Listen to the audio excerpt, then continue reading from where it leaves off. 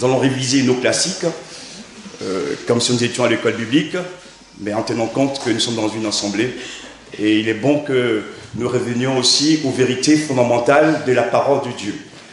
Je ne ferai pas de lecture biblique importante ou en nombre, mais j'essaierai de donner quelques versets quand même pour nous aider. Mais l'idée générale qu'il faudrait retenir, c'est tout le plan de Dieu. Le thème, c'est le plan de Dieu pour l'humanité. C'est Dieu qui a créé les cieux et la terre. C'est Dieu qui a créé le monde. C'est Dieu qui a créé l'homme et la femme. Nous sommes des croyants qui confessons la création. Tout le monde ne croit pas que c'est Dieu qui ait créé la terre. Il y a des gens qui pensent que c'est sous le fait magique d'une explosion, et puis voilà, l'homme est né. Non, nous on ne croit pas à cela. Et on ne croit pas non plus à l'évolution. Nous croyons que depuis que Dieu a créé les êtres humains, particulièrement nous les humains, nous sommes toujours les mêmes. Amen. On ne descend pas des singes, nous ne sommes pas non plus des poissons. D'accord? Voilà. Et on croit à la résurrection. On ne croit pas à la réincarnation. Quelques-uns m'ont dit, pasteur, vous avez bronzé. J'ai dit, vous le voyez, mais moi je ne le vois pas. Non, enfin, je préfère être bronzé et humain que de devenir un moustique. Vous avez compris? On croit à la résurrection. Dieu, quand il a créé l'homme et la femme, il les a placés dans un paradis. Et ce paradis, premièrement, c'est l'état de l'innocence. L'homme connaît que le bien, il ne connaît pas le mal. Frère, est-ce que quand je bouge, ça vous gêne ou pas pour le film? Ça va? Pas trop quand même. D'accord, je respecte les techniciens, c'est normal.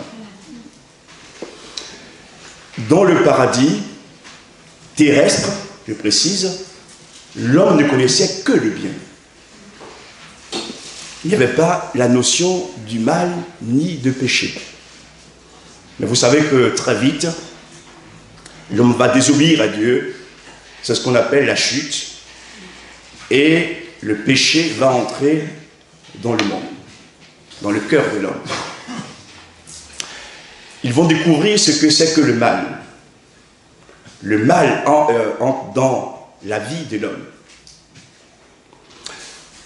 Contrairement à ce que leur a dit le serpent, le diable, l'homme, connaissant le mal, n'avait pas réalisé qu'il ne pouvait pas maîtriser le mal. Et sa vie devient alors ténèbres. Lui qui était entouré de lumière devient ténèbres. Et entre Dieu et lui va naître une rupture. Une rupture. Le péché n'a pas entraîné l'homme à la mort physique, mais le péché a entraîné la mort de l'esprit, la mort spirituelle. Aujourd'hui encore, ce mal est présent. Nous avons dans nos familles des membres que nous aimons. Le problème qu'ils ont, ceux qui ne connaissent pas encore le Seigneur, c'est que leur esprit est déconnecté de l'esprit de Dieu. Et quand vous leur parlez de Dieu, tant que leur esprit n'est pas à nouveau réconnecté, ils ne comprennent pas. Vous avez des gens qui sont très instruits, qui lisent la Bible, qui lisent des livres, mais comme leur esprit est enténébré, ils ne comprennent pas ce que nous leur disons. C'est lorsque l'Esprit de Dieu agit dans l'esprit de l'homme qu'il permet à nouveau la connexion. Et alors on découvre que depuis longtemps, Dieu existe. Et que nous sommes des pécheurs, qu'on a besoin de sa grâce. De l'état d'innocence, nous passons donc à l'état de péché. Le péché qui entraîne tout le cortège du mal et de la maladie. Donc je voudrais vous dire que Dieu n'a pas créé la maladie ni le mal. Mais l'homme, en désobéissant à Dieu, a fait entrer le mal et la maladie dans nos vies. Est-ce que c'est clair? Dieu ne voulait pas la mort de l'homme. Dieu a créé l'homme pour que l'homme vive avec lui pour toujours. Gloire à Dieu. Et quand vous voyez les âges d'Adam et Ève, oui, c'est extraordinaire. Mais heureusement, ça ne va pas continuer. Et ayant péché, il faut que ce péché soit expié. Donc, premièrement, l'état d'innocence. Deuxièmement, le péché, l'état du péché. Troisièmement, il faut que ce péché soit expié. Tant que le péché n'est pas expié, l'homme est toujours ennemi de Dieu. Tant que le péché n'est pas expié, l'homme est loin de Dieu. Il ne peut pas jouir des dons de l'esprit, des dons et des grâces que Dieu veut lui accorder. Et c'est quoi l'expiation? Dans l'Ancien Testament déjà, pour expier le péché, il fallait offrir des animaux. Des animaux qui étaient innocents, mais dont leur vie était sacrifiée pour le bien-être de l'homme. Et chaque fois, le sang coule. Le sang de l'autre coule. D'ailleurs, je vous ramène au premier livre de la Bible. Lorsque Adam et Ève ont péché, ils se sont rendus compte qu'ils étaient nus. Ce qu'ils ne savaient pas autrefois. Et qu'est-ce qu'ils vont faire quand on est nu? Ils vont essayer de s'habiller avec des feuilles de figuier. Mais quand Dieu vient les voir et voit leur habillement, ils ne sont pas très beaux. Entre nous, je vais le dire, ils sont un peu moches.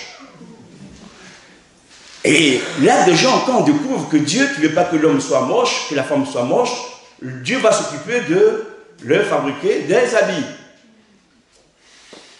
Dieu est un bon couturier. Amen. Quand il nous habille bien. Et ce matin, je voudrais que le Seigneur nous habille encore. Amen. Tous, alléluia, gloire à son nom. Et il va sacrifier encore des animaux dont le sang va couler. Le sang va couler pour pouvoir leur pardonner. Pardon. Mais beaucoup plus tard, c'est qu'il avait prévu quelque chose de beaucoup plus grand. Le sacrifice de son propre fils, son fils unique. Je vous rappelle que Dieu n'a qu'un fils, un fils véritable, un fils issu de lui. Son nom, c'est Jésus. Jésus a la nature de Dieu. Nous sommes fils et filles de Dieu par adoption. Vous avez compris? Ça dit qu'il nous a vus malheureux, misérables. Il prend pitié de nous et il nous adopte. Et il met en nous son esprit. Mais nous demeurons des fils et des filles adoptés. Amen. Jésus, qui est le fils unique, a toujours obéi à son Père. Pourquoi nous qui sommes des fils adoptés, sommes-nous souvent désobéissants? Je ferme la parenthèse. Que Dieu nous aide, frères et sœurs, à ressembler à son Fils et à obéir à Dieu. Quand on obéit à Dieu, on n'est jamais perdant. On est toujours gagnant. Amen. Donc, ceux qui viennent à Dieu, dont leur péché est pardonné et qui reçoivent Jésus comme leur sauveur personnel, deviennent des enfants de Dieu.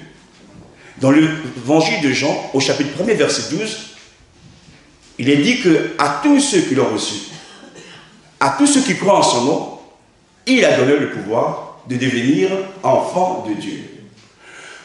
Nous sommes tous des créatures de Dieu, nous ne sommes pas tous des enfants de Dieu. Il y a une différence. Pour être enfant de Dieu, il faut être né de nouveau, accepter Jésus comme son sauveur personnel. Et l'Esprit de Dieu vient habiter en nous. Mais avant cela, il faut que le sang, d'abord, nous purifie. Aujourd'hui, ce n'est plus le sang des animaux, mais c'est le sang de Jésus qui nous purifie de tout péché. Amen. Amen.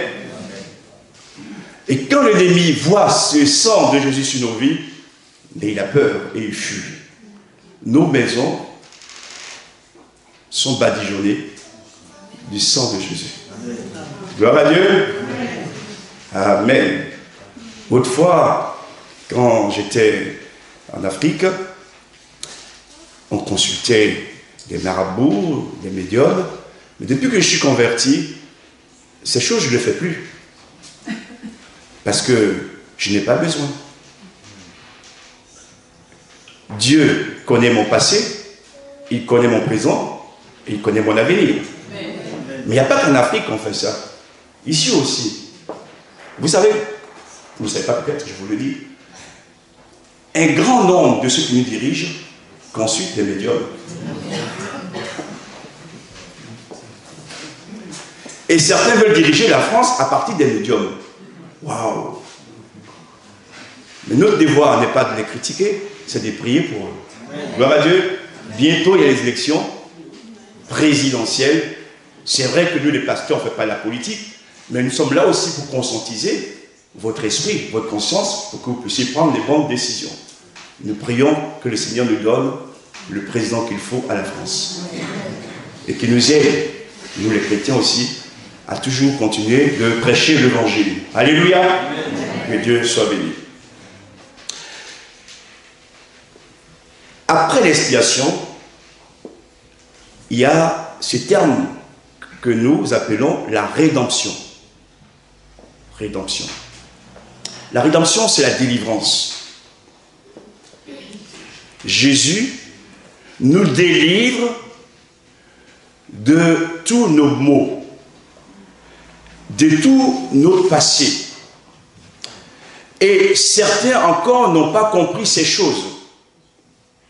Quelles que soient vos origines familiales, même s'il y a eu dans les membres de vos familles des gens qui ont fait de la sorcellerie, qui ont fait de la voyance, lorsque Jésus vous lave de son sang, vous êtes entièrement purifié.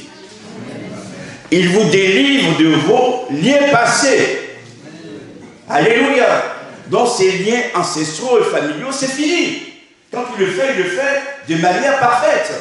À lui soit la gloire. Alors n'allez pas dire, oui, mon grand-père était sorcier, et si aujourd'hui j'ai des problèmes, parce qu'il y a encore ce lien. Non. Non. Confesse la victoire, confesse que Jésus t'a délivré. Amen. C'est le Rédempteur. Celui qui a pitié de nous et qui nous prend. Eh oui, merci. Seigneur, de ce mot vient un autre mot qui dit que nous sommes des rachetés. Il nous a rachetés au prix de son sang. Amen. Il a payé un grand prix, hein, parce qu'il est mort. Mais Dieu soit béni, 3 jours après, il est sorti du tombeau, Jésus est ressuscité. Amen. Après la rédemption, il y a ce mot qu'on appelle la régénération. Ce matin, je vous fais du classique, en vous expliquant simplement la régénération. Il y a l'expiation et la rédemption, mais il faut que nous soyons aussi régénérés. Parce que le sang qu'on a en nous, le passé qui est là en nous, n'est pas bon. Et Jésus va régénérer notre sang, mais je dirais qu'il va régénérer nos gènes. C'est pourquoi il est appelé le médecin par excellence. Quelle opération! Et ça ne coûte rien à la sécurité sociale. dont les gènes mauvais qui pouvaient entraîner la maladie, le cancer, tous ces gènes, Jésus les purifie et nous donne des gènes nouveaux. Nous avons des gènes nouveaux dans nos corps. Alléluia. Et ces gènes viennent du ciel. Gloire à Dieu. Les saluts viennent toujours d'en haut. Et quand Jésus meurt sur la croix, Dieu nous donne cette image. Le voile qui séparait le lieu saint du lieu très saint se déchire, non pas de bas en haut, mais de en bas. Et le voile avait une épaisseur de 6 cm. La main humaine ne pouvait pas le déchirer. C'est une action de Dieu. Donc, ces gènes nous sont communiqués par l'Esprit de Dieu. Alléluia.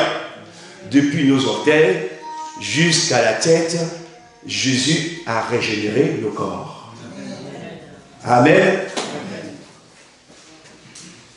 Et quand l'ennemi nous voit, parce qu'autour de nous, ces nouveaux gènes ont créé la lumière, qu'on ne voit pas toujours, mais que le monde invisible voit.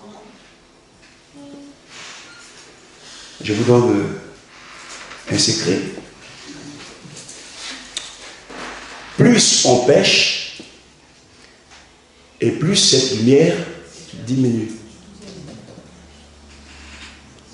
Et s'éteint petit à petit. Mais quand on se répand, elle reprend le dessus. Vous avez compris? Mais plus on pêche, et si on ne se répand pas et qu'on demeure dans le péché, nous ouvrons alors la porte au diable. Parce qu'il nous voit. Quand il voit, on n'a presque plus de lumière, il voit les ténèbres. Mais qui c'est le prince des ténèbres? C'est le diable. Donc il vient vers nous. Au premier coup qu'il nous donne, nous tombons. Seigneur, par cette image ce matin, enseigne ton peuple. Nous voulons plus de lumière de Jésus dans nos vies. Et plus il y a la lumière, plus le diable fuit. À lui la gloire. Oh Seigneur, je te loue, je te rends grâce pour ta parole et ton enseignement. Après la régénération, à cause de la colère de Dieu qui est sur nous et de l'état des péchés généralisés, nous arrivons à ce thème qui s'appelle la justification. Nous sommes des pécheurs graciés. Et Dieu va nous justifier. Wow. Normalement, un coupable ne le gracie pas. Un coupable n'est pas justifié. Mais comme nous sommes repentis, nous avons connu nos fautes, nos péchés et demandé pardon à Dieu, Dieu, devant le diable, les démons, les ténèbres, prend cet acte de nous justifier. Pour dire que désormais, nous sommes marqués par son sceau. Et que l'ennemi n'a plus d'emprise sur nous. C'est pourquoi, je le répète, un chrétien né de nouveau, qui marche avec son Seigneur, ne peut jamais être possédé par les démons. Ce qui presse là, c'est un faux enseignement. Maintenant, j'ouvre la parenthèse. Si vous dites chrétien, que vous vivez dans le péché, que vous trafiquez les ténèbres, vous ouvrez des portes. Nous sommes dans le Grand Sud-Ouest. Pendant 3 années, lorsque j'étais étudiant, j'ai fait des vendanges, donc je connais un peu quelques châteaux bordelais. Je peux vous prendre une bouteille et mettre dessus château carbonieux ou Pessac Léognan. L'étiquette que vous avez sur la bouteille. Et puis vous mettre un vin qui ne vient pas de Bordeaux.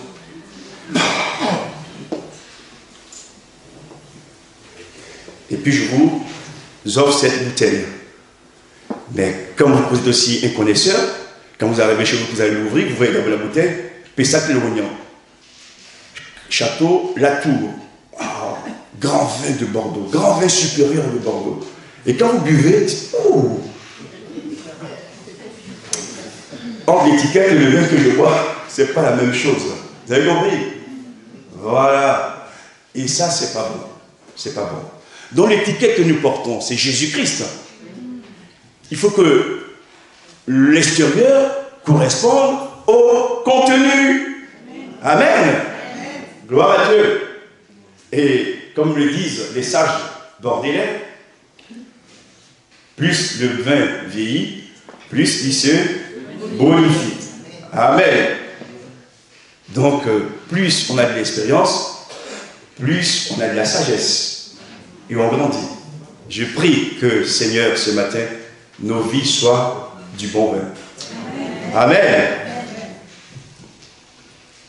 Donc, Dieu a pris le décret de nous justifier. Tout cela, tous ces versets dans Romains, je n'ai pas le temps de le lire, et nous donne de pouvoir grandir. Je vais quand même lire une partie. On a encore un peu de temps. Vous permettez? Ne partez pas à 11h30 surtout, parce que vous allez manquer des choses. On va prendre dans Romains. Je ne vais pas faire trop de lecture, comme je l'ai dit au début. Mais il y a des moments quand même où il faut en revenir. On va lire dans Romains chapitre 6. Romains chapitre 6.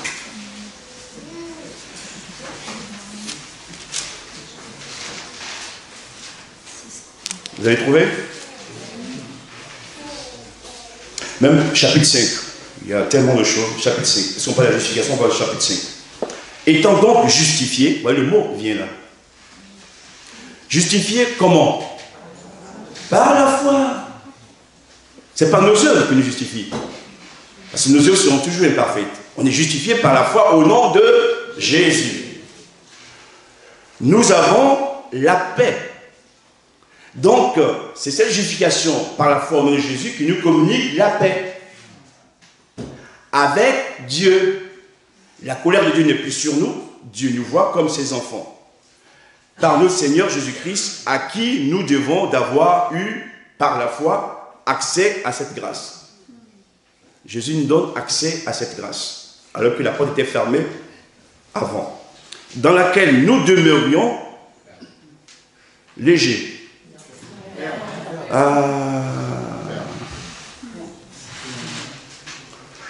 On est justifié pour demeurer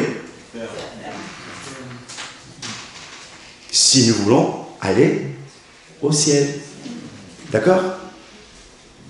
Seigneur, aide-nous à nous repositionner. Et là où on a été léger, pardonne-nous, on veut devenir à nouveau ferme. Pour ta gloire. Parce que le jour où tu reviens, on veut faire partie du voyage.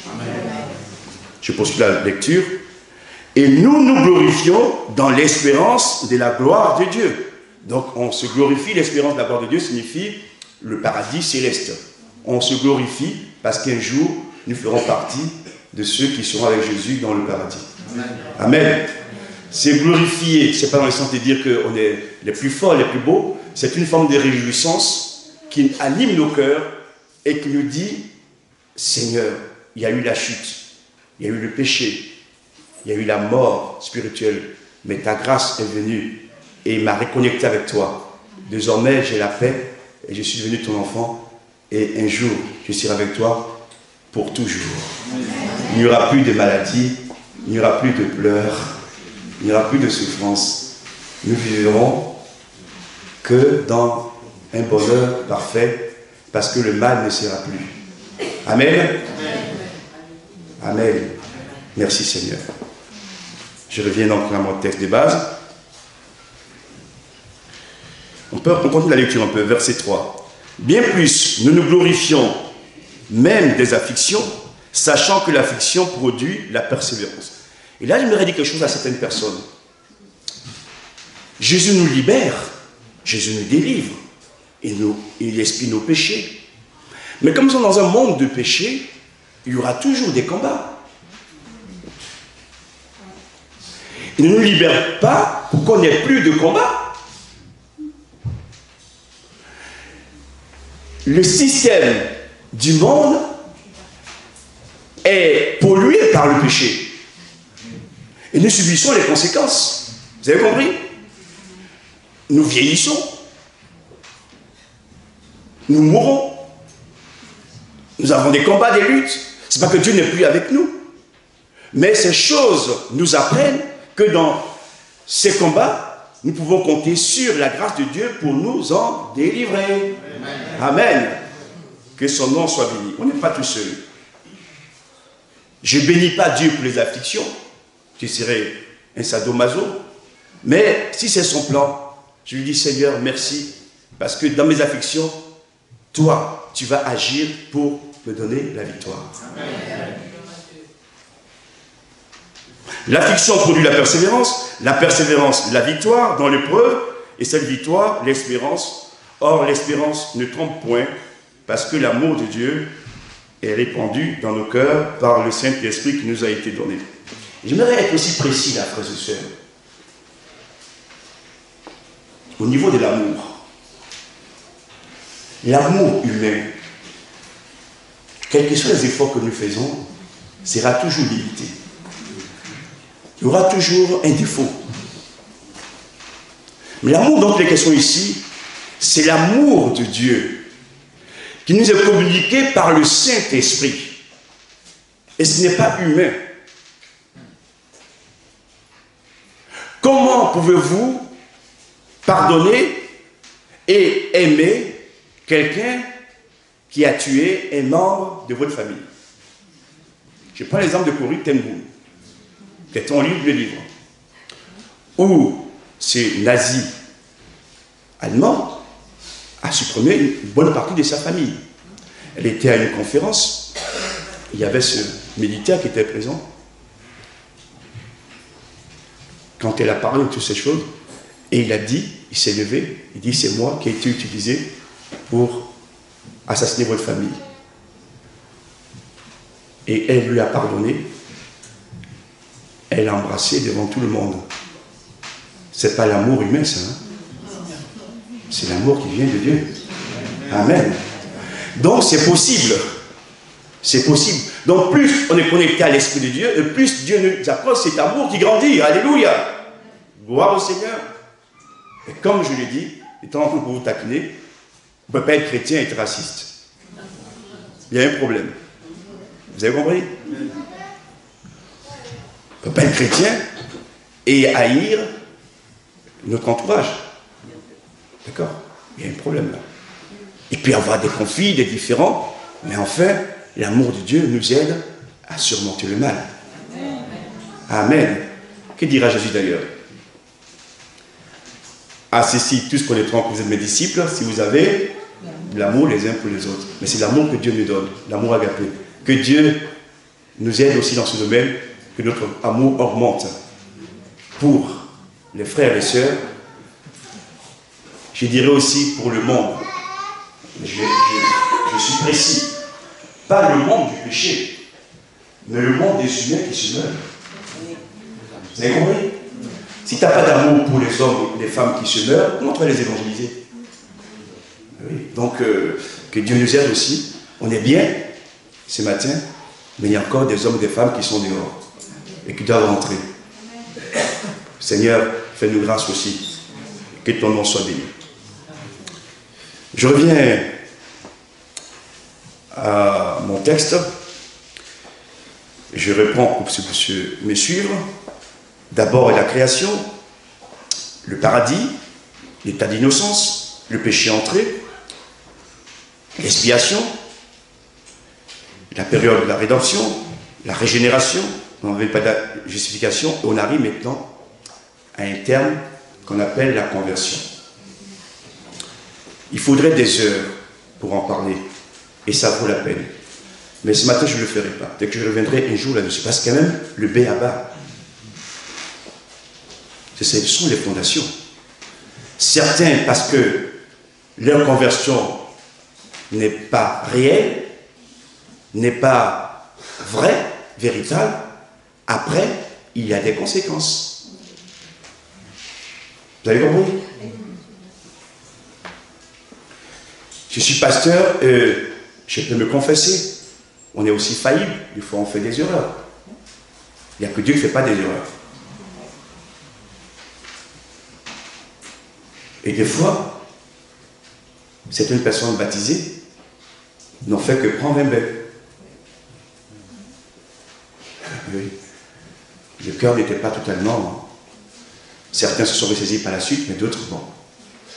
C'est dommage. Parce que le baptême, ce n'est pas un bain. Sinon, vous allez dans un centre de bien-être. Ils ont tout ce qu'il faut. Nous, vous avez vu que c'est tout petit là.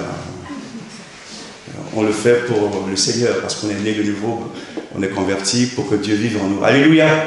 Ce matin, ma prière, c'est que tous ici baptisés d'eau, nous soyons réellement baptisés d'eau. Que Dieu nous baptise de son esprit aussi. Que Dieu nous renouvelle dans les dons spirituels. Comme je le dis ce matin, j'ai été réjoui de voir que l'Église, elle avance, que l'Église aime son Seigneur, dans vos prières, dans les chants, la présence de Dieu, l'onction, et ça fait du bien. Alléluia. Il n'y a pas que l'Afrique qui est réveillée. Nous aussi, nous sommes réveillés. Amen. C'est vrai qu'ils ont beaucoup de difficultés dans le matériel, mais les églises, waouh, waouh, quelle vie, quelle présence de l'onction. On est porté même quand on prêche.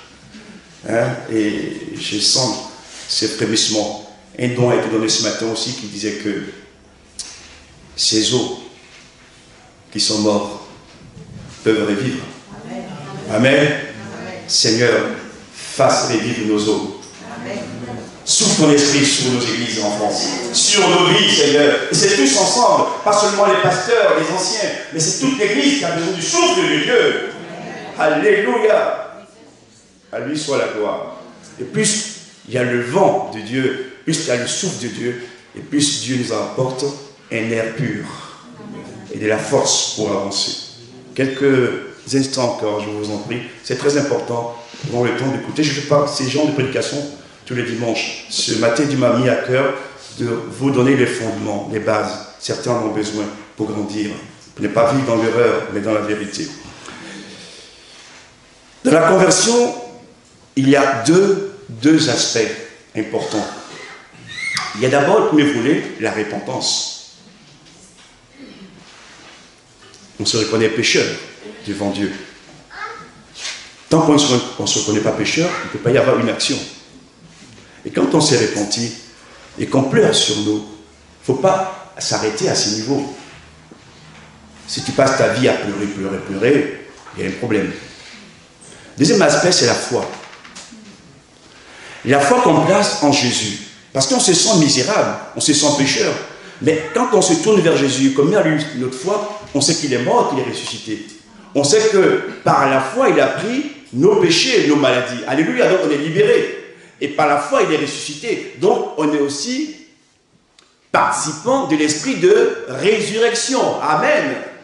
Et on est libéré pour vivre comme des enfants de Dieu pour sa gloire. Amen. Amen. J'en viens maintenant, avant de terminer, au principe de la sanctification. Après la conversion, il faut marcher dans la sanctification. Je dirais que c'est pendant ceci, par rapport à la conversion, que les convertis ne sont pas toujours invulnérables à la tentation ou au péché. D'où plusieurs repentances. C'est-à-dire que chaque fois qu'on pêche, on ne fait pas du péché une pratique, on demande pardon à Dieu.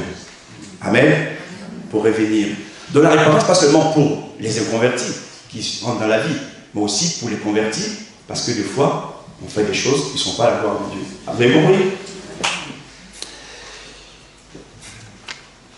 Et je vais pas maintenant la sanctification. La sanctification,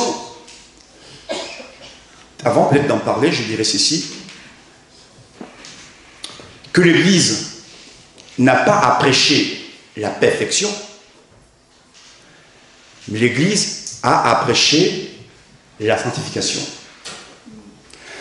L'Église n'a pas à prêcher la perfection parce qu'aucun homme n'est parfait. Aucune femme n'est parfaite aussi. Par contre, la sanctification, on est des pécheurs qui fuyons le mal et qui voulons plaire à Dieu. Donc Dieu nous sanctifie par son esprit, Dieu nous sanctifie par sa parole, Dieu nous sanctifie aussi par l'obéissance à sa voix et à sa personne. Vous m'avez compris? Donc on cherche la sanctification. Donc c'est des efforts qu'on fait aussi. On n'est pas sauvé pour rester assis, pour dire qu'on est sauvé une fois pour toutes, mais il faut qu'aussi on essaie de plaire à Dieu. Et cette marche de la sanctification, plus on est sanctifié, et plus on est près de Jésus. Parce que Jésus est saint. Amen. Amen. Il nous donne la force de le faire, que son nom soit béni. Quelqu'un me dira alors, pasteur, pourquoi être délivré si encore on a besoin d'être sanctifié? Je vous ramène encore au contexte général. On est dans un monde de péché, ce qui fait qu'on est tenté, on est attiré, et c'est par la sanctification que nous fuyons ces choses. Hein? On marche dans la sanctification. Et je termine.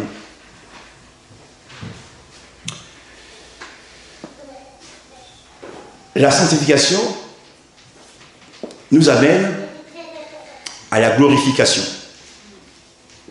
C'est quoi la glorification? Parce que Dieu a décidé un jour de donner du poids à nos corps, à notre esprit, à notre âme. La glorification nous parle de la mort que Dieu a vécue. Je vous prends cet exemple pour que vous puissiez comprendre. Les morts en Christ, un jour, ressusciteront. Et nous, les vivants, nous serons transformés à son image. Et tous ensemble, nous serons enlevés dans les airs. Et c'est la glorification. Donc comprenez que nous partons depuis la chute, depuis le bas, et Dieu, dans son plan général, dans son plan divin, alors que nous avons chuté, tombé, agit pour nous restaurer et relever. Et la fin, c'est que nous retrouvions la gloire perdue.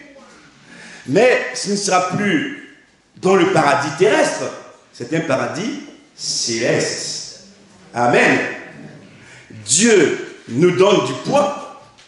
Dieu fait de nous ses enfants. Nous sommes les frères de Jésus. L'Esprit nous habite entièrement. Et nous sommes dans un monde où il n'y a plus de mal. Et il fait de nous ses serviteurs et ses servantes. Et Dieu, pour nous rappeler à la mémoire que si nous avions écouté sa voix, beaucoup de choses ne seraient pas arrivées. Il permet qu'il y ait, pendant 1000 ans, le règne de son Fils sur terre. Amen. Pendant 1000 ans. Et pendant ces 1000 ans, la capitale du monde entier ne sera pas Washington, ni Paris, mais Jérusalem, Yerushalayim, fondement de paix. Toujours cette paix que Dieu veut accorder aux uns et aux autres. Et frères et sœurs, aujourd'hui, on est même déboussolé quand on voit ce qui se passe dans nos pays dits prospères, où on ne sait plus où sont les repères. Mais quand nous voyons ces choses, redressons la tête, car notre délivrance est proche. Amen. Jésus est à la porte. Amen. Et un jour, nous connaîtrons alors pleinement cette glorification. La glorification, simplement aussi, c'est la vie éternelle. Quand Dieu glorifie quelqu'un, ce n'est pas tant l'argent que vous avez, ni les titres que vous avez, mais c'est que vous avez sa vie en lui, en vous. Amen. Et cette vie, elle est éternelle. On peut posséder les grands châteaux de ce monde. On peut penser qu'on a de la gloire. Mais pour Dieu, c'est rien si on n'est pas né de nouveau, qu'on n'a pas la vie éternelle. Mes frères et mes sœurs, il a plu à Dieu, par Jésus-Christ, de nous accorder la vie éternelle. Amen. Et en terminant, j'aimerais maintenant dire ceci en conclusion. Qu'il y a de la joie dans le ciel quand un pécheur se répand. Amen. Luc chapitre 15, verset 7. À la conversion, l'Esprit de Dieu ne détruit pas la liberté de l'homme. Lorsque les démons possèdent un homme, les démons lui enlèvent l'autorité, la liberté. Je peux vous rendre un témoignage que j'ai vécu en Côte d'Ivoire récemment. J'essaie de me rattraper par rapport à ma famille, comme je suis absent longtemps. Donc je fais plusieurs réunions de prière, de délivrance, d'action de grâce, etc. Donc j'étais à Abidjan chez une de mes grandes nièces. Et elle a une aide ménagère. Et pendant la prière, il y avait une telle onction, l'aide ménagère a commencé à se tortiller, à dire des paroles, et j'ai compris que le démon était là, en elle. Et l'esprit de mort qui était en elle disait, je vais la tuer cette année 2017. Et l'autre démon disait, j'ai gâché sa vie et ne réussira pas. Et j'ai répondu que le diable, c'est le père du mensonge. Tout ce que tu dis là n'est pas vrai. Au nom de Jésus, elle ne mourra pas en 2017. Au nom de Jésus, vous serez chassés de son corps. Le combat était rude, parce qu'on n'était pas revenu pour ça. À la fin, j'étais épuisé. Dieu soit béni. Les démons ont été chassés. Amen. Et ma grande nièce, un jour plus tard, me dit, Edmond, je vais licencier mon aide ménagère. J'ai dit, pourquoi? Elle m'a dit, tu as vu ce qui s'est passé? Je ne savais pas tout ça. Elle va rester, ça va être... Et toi, tu t'en vas, tu vas retourner. J'ai dit, calme-toi. Calme-toi. Et surtout, ne la licencie pas. Amen. Parce que Dieu a permis cela. Elle est délivrée pour que tu puisses croire à sa puissance. Elle m'a dit, j'ai compris. Et j'ai un peu taquiné en disant, moi qui croyais qu'en France, j'avais de lourds fardeaux dans l'esprit de mon ministère, qu'est-ce que les démons doivent avec son coriace? Dieu soit béni. Et la victoire a été donnée au nom de Jésus. Conclusion. Dieu nous a libérés, ne restons donc pas là à tourner en rond, à nous regarder les uns les autres. Comment elle est habillée? Quel parfum elle a mis aujourd'hui? Mon parfum a une cravate. Elle est assise devant. Elle est assise derrière. C'est pas ça. Vous avez compris? Dans le plan de Dieu. Allons à l'essentiel. Assis au milieu devant. Si Jésus est là, tout le lieu est rempli par son esprit. Amen. Alléluia. Et je voudrais quand même lire avec vous ces passages bibliques comme conclusion. Éphésiens chapitre 2. On va le lire ensemble, s'il vous plaît. Prenez vos Bibles, où ça va être affiché. Ça sera ma conclusion. Merci d'être resté jusqu'à la fin, de nous avoir écoutés pour cet enseignement. Éphésiens chapitre 2, verset 8. Nous lisons, pour conclure ce message, cet enseignement. Car c'est par la grâce que vous êtes sauvés, par le moyen de la foi. Et cela ne vient pas de vous. C'est la grâce qui ne vient pas de vous. Hein. C'est le don. la grâce, non pas la foi. Ce n'est point par les œuvres, afin que personne... Verset 10, à souligner aussi en rouge.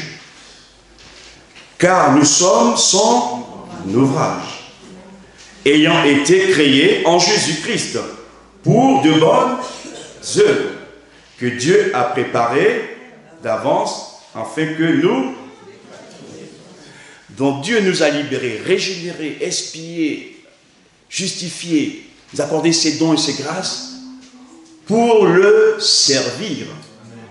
Il a préparé déjà de bonnes œuvres afin que nous entrions dans notre héritage, frères et sœurs, en attendant le retour de Jésus. On n'est pas sauvés pour croiser les bras. Chacun a un service. Chacun doit, en retour, manifester quelque chose pour le Seigneur.